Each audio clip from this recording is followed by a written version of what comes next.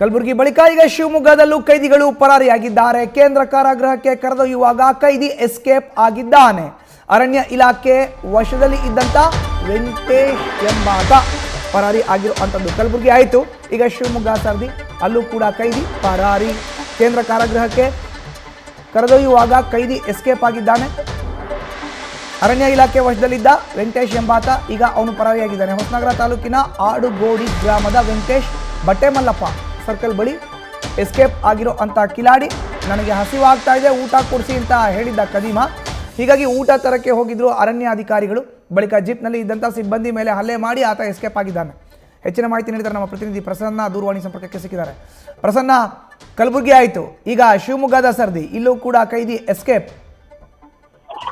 ಮಸೂದನ್ ಏನು ಶಿವಮೊಗ್ಗ ಜಿಲ್ಲೆಯ ಹೊಸನಗರ ತಾಲೂಕಿನ ಬಟ್ಟೆಮಲ್ಲಪ್ಪ ಅನ್ನೋ ಸರ್ಕಲ್ ಅಲ್ಲಿ ನಿನ್ನೆ ಮಧ್ಯಾಹ್ನ ನಡೆದಿರುವಂತಹ ಒಂದು ಘಟನೆ. ಅಂದ್ರೆ ಇಲ್ಲಿ ಅರಣ್ಯ ಇಲಾಖೆಯ ಸಿಬ್ಬಂದಿ ಮೇಲೆ, ಅಂದ್ರೆ ಹೊಸನಗರ ತಾಲೂಕಿನ ಏನು ಪ್ರವಾಸಿ ತಾಣ ಇದೆ ಕೊಡಚಾದ್ರಿ ಅಂತ ಹೇಳಲಾಗುತ್ತೆ, ಆ ಒಂದು ಕೊಡಚಾದ್ರಿಯ ಒಂದು ತನಿಖಾ ಠಾಣೆ ಏನು ಕೊಡಚಾದ್ರಿ ಬೆಟ್ಟದ ಕೆಳಭಾಗದಲ್ಲಿ ಒಂದು ಕಟ್ಟಿನ ಹೊಳೆ ಅಂತ ಒಂದು ಬರುತ್ತೆ. ಆ ಒಂದು ತನಿಖಾ ಠಾಣೆಯಲ್ಲಿ ಕೆಲಸ ನಿರ್ವಹಿಸುತ್ತಿದ್ದಂತಹ ಸಿಬ್ಬಂದಿ ಮೇಲೆ 2019 ಜನವರಿ 17ನೇ ತಾರೀಕು ಸಂಜೆ ರಾತ್ರಿ 8:15 ಸುಮಾರಿಗೆ ವೆಂಕಟೇಶ್ ಸೇರಿದಂತೆ ಒಟ್ಟು 9 ಜನರ ವಿರುದ್ಧ ಪ್ರಕರಣ ದಾಖಲಾಗುತ್ತೆ. ಯಾಕೆಂತಂದ್ರೆ ಅವರು ತನಿಖಾ ಸಿಬ್ಬಂದಿ ಮೇಲೆ ಹಲ್ಲೆ ನಡೆಸಿ, ಅಂದ್ರೆ ಏನು ಪ್ರವಾಸಿಗರ ಒಂದು ಟೈಮ್ ಇರುತ್ತೆ, ಆ ಟೈಮ್ ಮೀರಿ ಅವರು ಜೀಪ್ ತಗೊಂಡು ಮೇಲಕ್ಕೆ ಹೋಗ್ತಿರ್ತಾರೆ. ಆ ಸಂದರ್ಭದಲ್ಲಿ ಅಲ್ಲಿನ ತನಿಖಾ ಠಾಣೆಯ ಸಿಬ್ಬಂದಿಗಳು ಚೆಕ್ ಪೋಸ್ಟ್ನವರು ನಿಮಗೆ ಬಿಡದಕ್ಕೆ ಬರಲ್ಲ, ಟೈಮ್ ಮುಗಿದೋಗಿದೆ ಅಂತ ಹೇಳ್ತಾರೆ. ಆದ್ರೂ ಕೂಡ ಆ ಸಂದರ್ಭದಲ್ಲಿ ಅವ್ರ ಮೇಲೆ ಹಲ್ಲೆ ಮಾಡಿ ಅವರಿಗೆ ಜೀವ ಬೆದರಿಕೆ ಹಾಕಿರ್ತಾರೆ. ಹಾಗಾಗಿನೇ ಅರಣ್ಯ ಇಲಾಖೆ ಸಿಬ್ಬಂದಿ ಕೊಟ್ಟಂತ ದೂರಿನ ಮೇಲೆಗೆ ಪೊಲೀಸರು ಇವ್ರನ್ನ ಅಂದ್ರೆ ಅರಣ್ಯ ಇಲಾಖೆ ಪ್ರಕರಣ ದಾಖಲಿಸ್ಕೊಂಡ್ಬಿಟ್ಟು ಅವ್ರನ್ನ ಪೊಲೀಸ್ ಜೊತೆಗೆ ಪೊಲೀಸ್ ಪ್ರಕರಣ ದಾಖಲಾಗಿರುತ್ತೆ, ಅರಣ್ಯ ಇಲಾಖೆ ಪ್ರಕರಣ ದಾಖಲಾಗಿರುತ್ತೆ. ಇದಕ್ಕೆ ಸಂಬಂಧಪಟ್ಟಂತೆ ನಿನ್ನೆ ಹೊಸನಗರದ ನ್ಯಾಯಾಲಯಕ್ಕೆ ಅವ್ರನ್ನ ಪ್ರೊಡ್ಯೂಸ್ ಮಾಡಿಬಿಟ್ಟು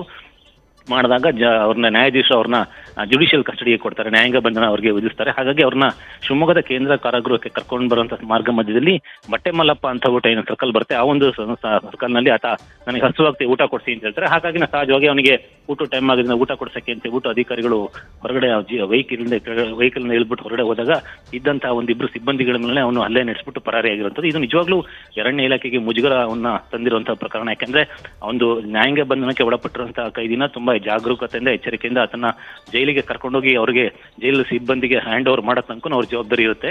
ಅದೆಲ್ಲ ಫಾರ್ಮಾಲಿಟೇಷನ್ ಮಾಡ್ಬೇಕಂತ ಸಂದರ್ಭದಲ್ಲಿ ಆತ ಮತ್ತೆ ಈ ತರ ಹಿಂದೆ ಹೆಬಿಚುವಲ್ ಆಗಿರೋದ್ರಿಂದ ಆತನ ಮೇಲೆ ಹೆಚ್ಚಿನ ಒಂದು ನಿಗಾನ ಇಡುವಂತ ಒಂದು ಅಗತ್ಯ ಇತ್ತು. ಆದ್ರೆ ಇಲ್ಲಿ ಅರಣ್ಯಾಧಿಕಾರಿಗಳು ಯಾಕೆ ಮೈ ಮರೆತರು ಅಥವಾ ನಿರ್ಲಕ್ಷ್ಯ ವಹಿಸಿರೋದು ಗೊತ್ತಿಲ್ಲ. ಈಗ ಒಟ್ಟಾರೆ ಅರಣ್ಯ ಇಲಾಖೆಯ ಒಂದು ಕರ್ತವ್ಯ ಪ್ರಜ್ಞೆ ಮತ್ತು ಆ ಸಿಬ್ಬಂದಿಗಳ ಒಂದು ಕರ್ತವ್ಯ ಪ್ರಜ್ಞೆಗೆ ಹೊಂದಿದ ಇಲಾಖೆಯ ಗೌರವಕ್ಕೆ ಮುಜುಗರ ತರುವಂತ ಒಂದು ಪ್ರಕರಣ ಇದಾಗಿದ್ದು, ಈಗ ಪೊಲೀಸ್ ಠಾಣೆಯಲ್ಲೂ ಕೂಡ ಪ್ರಕರಣ ದಾಖಲಾಗಿದ್ದು ಪೊಲೀಸರು ಮತ್ತು ಅರಣ್ಯ ಇಲಾಖೆಯ ಸಿಬ್ಬಂದಿಗಳು ಅಧಿಕಾರಿಗಳು ಅವರ ತಂಡ ಈಗ ಆ ನಾಪತ್ತೆಯಾಗಿರುವ ವೆಂಕಟೇಶ್ನ ಒಂದು ಪತ್ತೆಗೆ ಮುಂದಾಗಿರೋದನ್ನ ನಾವಿಲ್ಲಿ ಗಮನಿಸಬಹುದಾಗಿದೆ. ಮಸೂದನ್, ಧನ್ಯವಾದ ಪ್ರಸನ್ನ ನಿಮ್ಮ ಮಾಹಿತಿಗೆ.